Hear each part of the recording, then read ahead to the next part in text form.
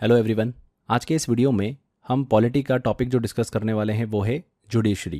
देखिए फ्रेंड्स, हमने president vice president वाला लेक्चर जो डिस्कस किया था एंड गवर्नर एंड सीएम वाला, उन दोनों ही पार्ट में हमने जुडिशरी को लेकर बात करी थी कि इसको हम एक सेपरेट लेक्चर में डिस्कस करेंगे। तो जुडिशरी न्यायपालिका वाला जो टॉपिक है वो बेसिकली दो पार्ट में डिवाइडेड होता है, यूनियन जुडिशरी और स्टेट जुडिशरी। सुप्रीम कोर्ट हम पढ़ते हैं सेपरेट एक यूनियन जुडिशरी के अंतर्गत। अगर हम स्टेट जुडिशरी की बात करें जिसमें high court and district court के बारे में हम पढ़ते हैं, तो इन दोनों टॉपिक को हम सेपरेट पढ़ने की बजाय एक ही लेक्चर में कंप्लीट करेंगे, जो कि हमारा कंप्लीट लेक्चर बनेगा जुडिशरी का। ओके, पार्ट 5 में भी और पार्ट 6 में भी जुडिशरी हमको देखने को मिलती है, तो अलग अलग ना पढ़ते हुए एक कॉमन लेक्चर में हम इसको पढ़ रहे हैं। क्लियर? तो ये तो हमको क्लियर हो गया कि जुडिशरी वाला जो टॉपिक हम पढ़ने वाले हैं इसको हम दो फेज में, दो पार्ट में पढ़ेंगे, एक ही लेक्चर में पढ़ेंगे। एक होगा यूनियन जुडिशरी और दूसरा होगा स्टेट जुडिशरी। इंपॉर्टेंट टॉपिक है। मैं आपको सभी महत्वपूर्ण जो भी इंपॉर्टेंट आर्टिकल है वो बताऊंगा जो एग्जाम में पूछे जाते हैं। अब पहले देखिए जुडिशरी क्या है उसको हम समझते हैं, एग्जाम्पल से समझते हैं। जुडिशरी क्या होती है? देखिए, जैसे कि एक परिवार होता है, एक परिवार के अंदर पिता, माता और बच्चा होता है। उसी प्रकार से हमारे देश में भी जो जुडिशरी होती है, न्यायपालिका होती है, वो भी इसी तरीके से रहती हैं। जैसे कि घर का मुखिया कौन होता है? पिता होता है। उनका डिसीजन जो होता है वो अंतिम होता है। वैसे ही भारत में सुप्रीम कोर्ट होता है, जिनका डिसीजन जो होता है वो सर्वपल्ली होता है, मतलब सर्वोच्च होता है, अंतिम होता है। जैसे घर में पिता के बाद माता का नंबर आता है, फिर बच्चे का नंबर आता है, वैसे हमारे देश में न्यायपालिका जुडिशरी की बात करें तो उस पॉइंट ऑफ व्यू से देखें तो सुप्रीम कोर्ट के बाद में हाई कोर्ट का नंबर आता है और फिर डिस्ट्रिक्ट कोर्ट का नंबर आता है। ओके, तो ये एक इनका सिक्वेंस है जो कि आपको समझ में आया होगा। सबसे पहले हम बात करते हैं फ्रेंड्स जुडिशरी ऑफ यूनियन की, संघ की न्यायपालिका, जो कि हमारे संविधान के आर्टिकल 124 से 147 के बीच में बताए गए हैं। 124 से 147 आर्टिकल के बीच में जुडिशरी ऑफ यूनियन को बताया गया है। जो यूनियन जुडिशरी होती है, यूनियन की जुडिशरी होती है, वो सुप्रीम कोर्ट से चलाई जाती है। देखिए, आर्टिकल 124 आता है सबसे पहले और one of the most article है ये।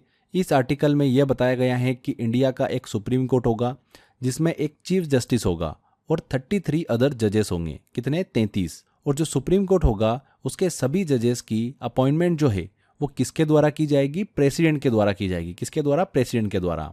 ओके, चीफ जस्टिस की जो अपॉइंटमेंट की जाती है वो प्रेसिडेंट के द्वारा की जाती है प्राइम मिनिस्टर की सलाह पर।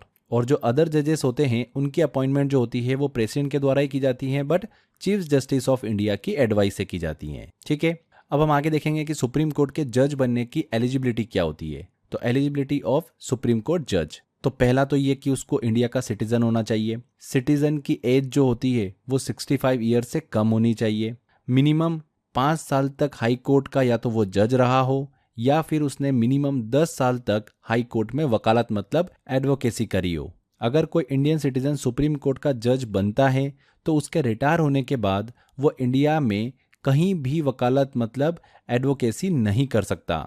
तो ये बताया गया है आर्टिकल 124 में। ध्यान रखिएगा, बहुत इंपॉर्टेंट है। भारत का एक सुप्रीम कोर्ट होगा, एक चीफ जस्टिस होगा और 33 अदर जजेस होंगे। और इनकी अपॉइंटमेंट जो है वो प्रेसिडेंट के द्वारा की जाती है, राष्ट्रपति के द्वारा की जाती है। किसकी सलाह पर की जाती है ये भी हमने डिस्कस किया।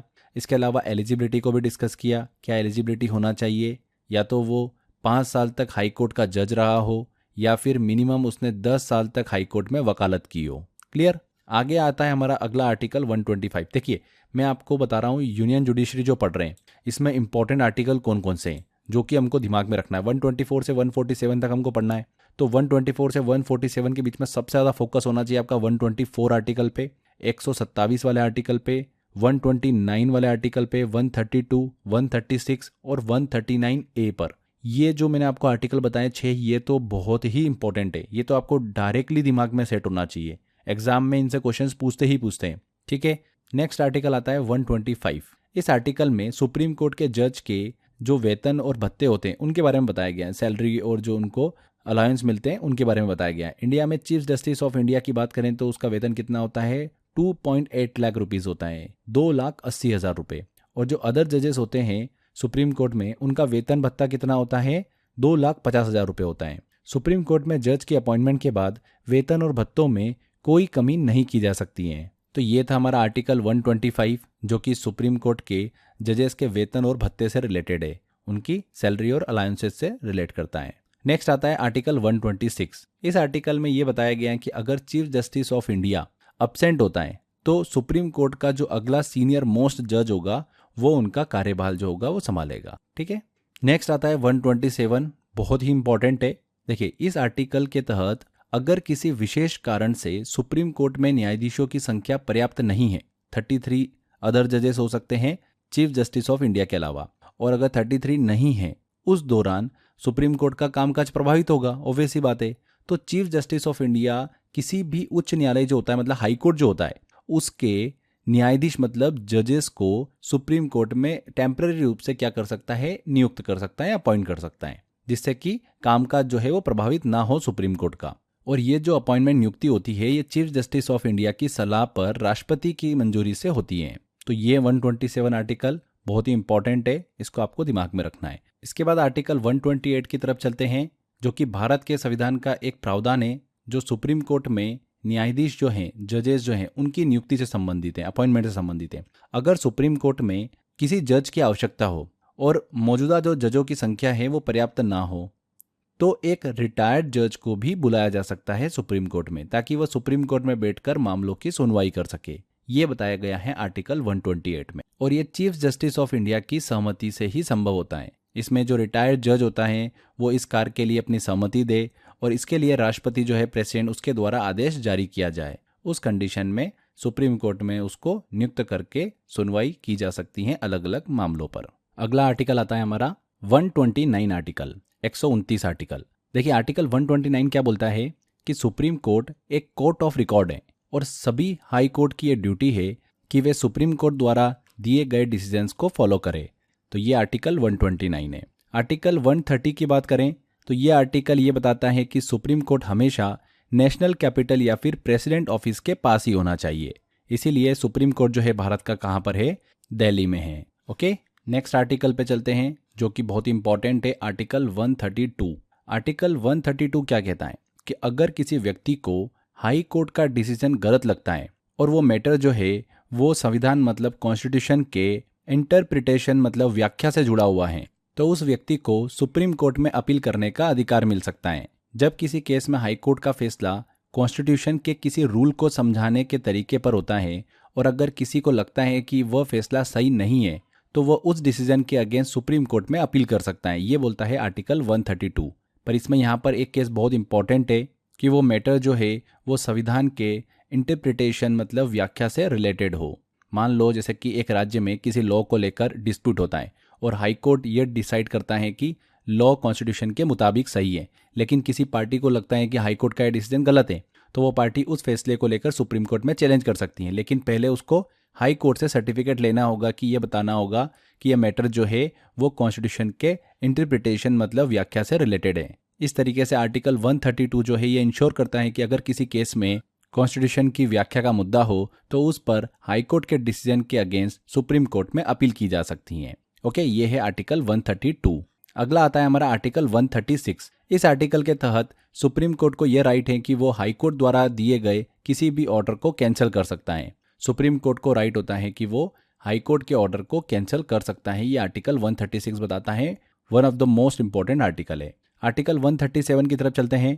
इस आर्टिकल में सुप्रीम कोर्ट को ये राइट है कि वो अपने द्वारा दिए गए डिसीजन पर रिकंसिडरेशन कर सकता है। इसको समझते हैं। अगर सुप्रीम कोर्ट ने किसी मामले में एक जजमेंट दिया और बाद में किसी पक्ष को लगता है कि उस फैसले में कोई गलती है या फिर कुछ महत्वपूर्ण तथ्यों को ध्यान में नहीं रखा गया है, तो सुप्रीम कोर्ट उस निर्णय पर दोबारा विचार कर सकता है। रिकंसिडरेशन का मतलब होता है कि सुप्रीम कोर्ट अपने पहले दिए गए फैसले को फिर से देख सकता है और अगर उसे लगता है कि कोई गलती हुई है तो उस फैसले को वो बदल सकता है या फिर उसमें सुधार कर सकता है। ये एक विशेष अधिकार है जो कि सिर्फ सुप्रीम कोर्ट के पास ही होता है।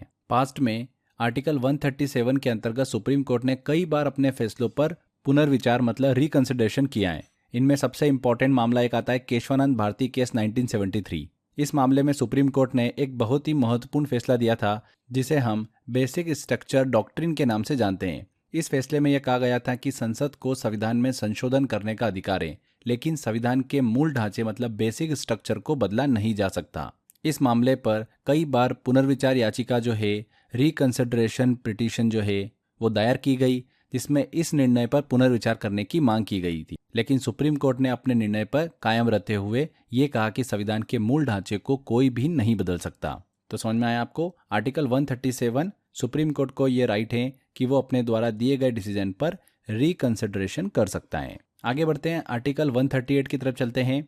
इसके तहत सुप्रीम कोर्ट को ये राइट होता है कि वो हाई कोर्ट में चल रहे किसी भी मामले मतलब केस को अपने अंडर ले सकता है। यह आर्टिकल 138 से रिलेट करता है। आर्टिकल 139A आता है अगला, बहुत ही इंपॉर्टेंट है ये आर्टिकल 139A जो है ये सुनिश्चित करता है कि अगर एक ही मुद्दे पर कई हाई कोर्ट्स में केस चल रहे हो, मुद्दा एक ही है पर हर स्टेट के अंदर हाई कोर्ट होता है, तो अलग अलग हाई कोर्ट में अगर केस चल रहे हैं उसी मुद्दे पर, तो सुप्रीम कोर्ट उन्हें एक साथ लाकर एक जगह सुनवाई कर सकता है। तो केसेस को हाई कोर्ट से हाई कोर्ट में ट्रांसफर करने से रिलेटेड है आर्टिकल 139A। ये भी बहुत ही इंपॉर्टेंट है, एग्जाम में पूछा जाता है। नेक्स्ट है आर्टिकल 146। इसमें यह बताया गया है कि सुप्रीम कोर्ट में सभी रिक्रूटमेंट जो होगी, भर्तियां जो होगी, वो चीफ जस्टिस के द्वारा ही ऑपरेट की जाती है। तो ये हमने आर्टिकल 124 से लेकर आर्टिकल 147 के बीच के सभी महत्वपूर्ण आर्टिकल को डिस्कस किया है। ये हमारा जुडिशरी वाले लेक्चर का पहला फेज जो है वो कंप्लीट होता है यूनियन की जुडिशरी, मतलब संघ की न्यायपालिका, ओके, जिसमें हमने सुप्रीम कोर्ट वाले पार्ट को अच्छे से डिस्कस किया है। अब देखिए 147 के बाद जस्ट इससे लगा हुआ आर्टिकल आता है 148। इसको हम अलग से नहीं पढ़ेंगे, इसी में साथ में कवर करेंगे हम इसको। 148 आर्टिकल जो है ये CAG से रिलेटेड है, controller and auditor general of India से रिलेटेड है, तो इसको भी हम कवर कर लेते हैं। CAG जो होता है, देखिए वो क्या होता है, वो इंडियन गवर्नमेंट की इनकम और एक्सपेंडिचर के इंस्पेक्शन के लिए सबसे बड़ा ऑफिसर होता है। CAG अपने इंस्पेक्शन की रिपोर्ट को पार्लियामेंट में पेश करता है और इंडिया में CAG की अपॉइंटमेंट जो है वो किसके द्वारा की जाती है, प्रेसिडेंट के द्वारा की जाती है। CAG जो होता है वो अपना त्यागपत्र जो होता है, रेजिग्नेशन लेटर जो है, वो प्रेसिडेंट को देता है और इसकी सर्विसेज का टेन्योर जो होता है वो 6 साल होता है या फिर 65 ईयर की आयु तक, एज तक। क्लियर। तो आर्टिकल 148 जो है ये CAG से रिलेटेड है, controller and auditor general of India. ये जरूर ध्यान रखिएगा, CAG अपना त्यागपत्र जो है वो प्रेसिडेंट को देता है और प्रेसिडेंट ही CAG की अपॉइंटमेंट जो है वो करता है। इंडियन गवर्नमेंट के इनकम एंड एक्सपेंडिचर के इंस्पेक्शन के लिए सबसे बड़ा ऑफिसर होता है CAG, और CAG अपनी इंस्पेक्शन की रिपोर्ट जो है वो कहाँ पर पेश करता है, पार्लियामेंट में पेश करता है। आपको पता है भारत के पहले कंट्रोलर एंड ऑडिटर जनरल कौन थे, CAG कौन थे, V नरहरि राव थे। उन्होंने 1948 में भारत के पहले CAG के रूप में कार्यभार संभाला था। क्लियर।